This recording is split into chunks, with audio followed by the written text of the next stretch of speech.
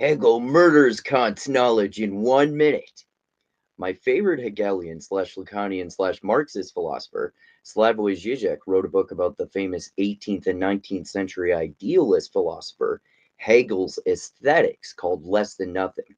Remember that in my previous video on this book, I got into Zizek's criticisms of Hegel's system of absolute knowledge, along with the famous 1700s Enlightenment philosopher Kant's categorical imperative.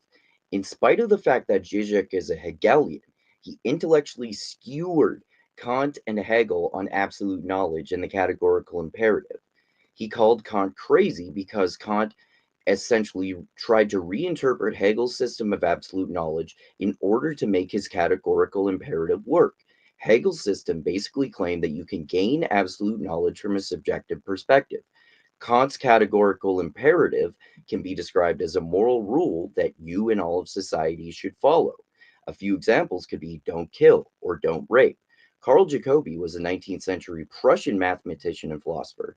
Zizek highlights Jacobi destroying Kant's pathetic attempts at reconciling his categorical imperative with Hegel's system of absolute knowledge for not going far enough.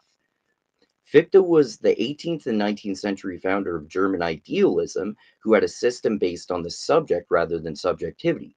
Kant threw out Hegel's system of absolute knowledge based on subjectivity because he thought that Fichte's system of knowledge based on the subject was the one that will actually lead to absolute knowledge. Kant tried to murder Hegel's system, but Fichte bravely leapt in front of him to save Hegel and chuck Kant out with the garbage, which is exactly where he belonged.